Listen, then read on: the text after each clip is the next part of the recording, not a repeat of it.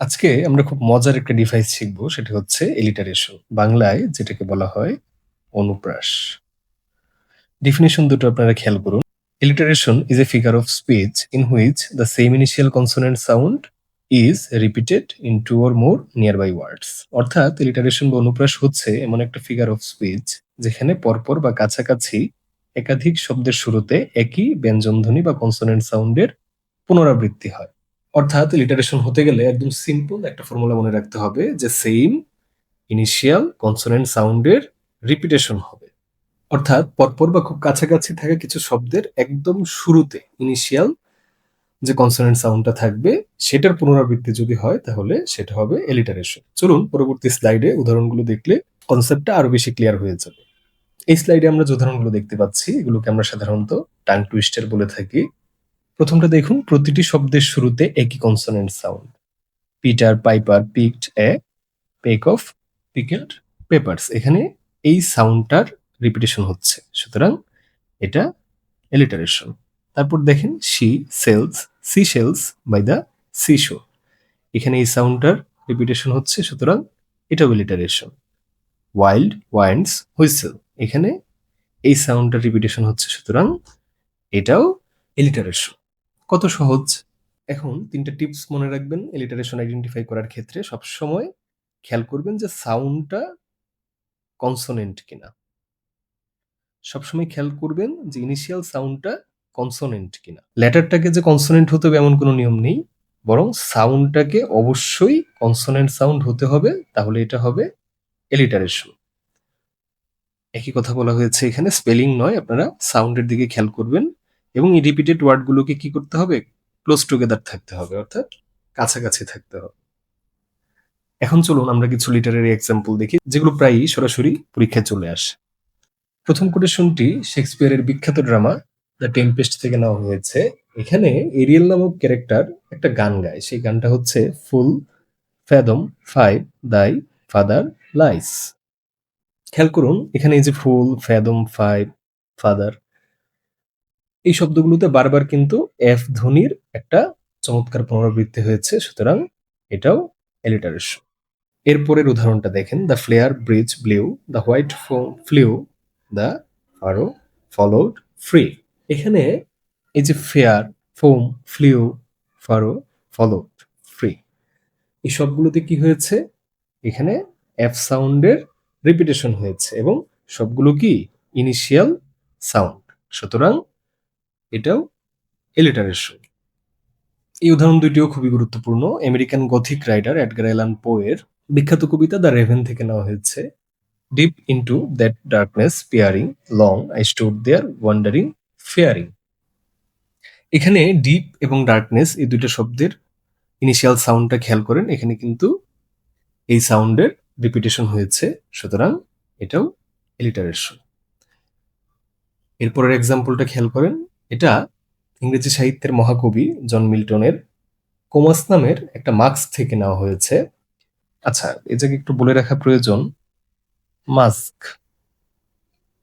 জিনিসটা কি আপনারা হয়তো অনেকেই জানেন। মাস্ক হচ্ছে ১৬-১৭ শতকের দিকে একটা খুব উৎসব মুখর একটা রাজকীয় বিনোদন। একটা মাস্কে সঙ্গীত, নাচ, গান, অভিনয় এগুলো থাকতো, যা কি করা হতো খুব বড় একটা সেটআপে মঞ্চসজ্জার মধ্যে এটা পরিবেশিত হতো।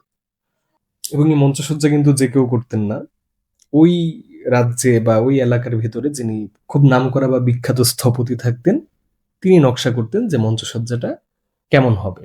এবং এই মাস্কের উদ্দেশ্য কিন্তু ছিল ওই রাজার প্রতি বা পৃষ্ঠপোষকের প্রতি একটা প্রশংসাসূচক একটা ট্রিবিউট বলতে পারেন। তো জন মিল্টনের এই যে মাস্ক কোমাস, সেখানে একটা লাইন ছিল bleeding bark bound with ivy. এখানে এই ব্লিডিং এ খেয়াল করেন, বার্ক বাউন্ড, এখানে প্রত্যেকটিতেই কিন্তু এই সাউন্ডটার রিপিটেশন হয়েছে, সুতরাং এটা এলিটারেশন। এরপরে উদাহরণটা খেয়াল করেন, from forth the fatal loins of this two foes. এটা শেক্সপিয়ারের রোমিও অ্যান্ড জুলিয়েট থেকে নেওয়া হয়েছে। এখানে এই শব্দগুলোতে খেয়াল করেন, এই প্রত্যেকটি ওয়ার্ড ইনিশিয়াল সাউন্ড কিন্তু একই। এই যে রিপিটেশন, এটাই মার্ক করছে যে এটা একটা এলিটারেশনের উদাহরণ। এবার আপনাদের কনফিউশন থাকতে পারে এমন একটা জায়গা, সেটা হচ্ছে এলিটারেশন আর কনসোনেন্সের মধ্যে পার্থক্য কি? এই জায়গাটা একটু পরিষ্কার করে দিই। অনেকেই এই ২ টা বিষয় গুলিয়ে ফেলেন। খুব মনোযোগ দিয়ে পার্থক্যটা খেয়াল করবেন। এলিটারেশন এবং কনসোনেন্স এই ২ টা ডিভাইসই কিন্তু কনসোনেন্ট সাউন্ডের রিপিটেশন হবে। তাহলে পার্থক্যটা কোথায়? পার্থক্যটা হচ্ছে এলিটারেশনে শুধুমাত্র বিগিনিং এ রিপিটেশনটা হবে। অর্থাৎ ইনিশিয়াল যে সাউন্ডটা হবে সেটা যদি রিপিট করে নিয়ার বাই ওয়ার্ডস গুলোতে, তাহলে সেটা হবে এলিটারেশন। যেমন ওয়াইল্ড, ওয়াইন্ডস, হুইসেল। এখানে কিন্তু প্রত্যেকটাই ইনিশিয়াল সাউন্ড। কিন্তু কনসোনেন্সে কি হবে? কনসোনেন্সে এই যে রিপিটেশনটা হবে সাউন্ডের, সেটা ওয়ার্ডের যেকোনো জায়গায় হতে পারে। এটাই হচ্ছে মোটা দাগে এলিটারেশন এবং কনসোনেন্সের মধ্যে পার্থক্য। চলুন এবার প্রিভিয়াস ইয়ারের কিছু কোশ্চেন সলভ করে নিজেদের যাচাই করে নেওয়া যাক। ৩৭তম বিসিএস প্রিলির প্রশ্ন এসেছিল, the repetition of beginning consonant sound is known as alliteration. What figure of speech do you find in birding beauty? এটাও হবে এলিটারেশন। তারপর ইউনাইটেড কমার্শিয়াল ব্যাংকের ২০১০ সালে আসা একটা প্রশ্ন, commitment of the words with the same letter is alliteration. এই প্রশ্নটার বাংলাটা দাঁড়াবে এরকম যে একই অক্ষর বা ধ্বনি নিয়ে শব্দের মধ্যে যে সংযোগটা তৈরি হয় তাকে কি বলে? এলিটারেশন। আচ্ছা, এবারে প্রশ্নটা খেয়াল করেন, ফুল ফ্যাদম 5 দাই ফাদার লাইস, এটাও এলিটারেশন। পরবর্তী প্রশ্নটা হচ্ছে, which of the following is an example of alliteration? Mist and মেলো ফ্রুটফুলনেস, তাই না? এখানে আমরা ইনিশিয়াল সাউন্ডে মিল পেয়েছি। পরবর্তীগুলো দেখেন, টাইম ইজ মানি, মিল নাই। দ্য ওয়াইন্ড হুইসপার্ড, মিল নাই। Life is but a dream, মিল নাই। তারপর এক্সাম্পলটা খেয়াল করেন, which literary device is used in the line all changed utterly? এখানেও ইনিশিয়াল সাউন্ডে মিল পাচ্ছি, সুতরাং এটা এলিটারেশন। এরপরে প্রশ্নটা হচ্ছে, ফুল ফ্যাদম 5 দাই ফাদার লাইস, এখানে ডমিনেন্ট ফিগার অফ স্পিচ কোনটা? এলিটারেশন। আচ্ছা, এই প্রশ্নটাই ধরেন এখানে যদি এই ডি অপশন পার্সনিফিকেশন কেটে আমি যদি দিই, তাহলে উত্তরটা কি হবে আপনারা কমেন্টে জানাবেন। আমাদের এই প্লেলিস্টে ইংরেজি সাহিত্যে যত ধরনের ফিগার অফ স্পিচ আছে প্রত্যেকটি নিয়ে আমরা খুব সহজ আলোচনা করার চেষ্টা করেছি।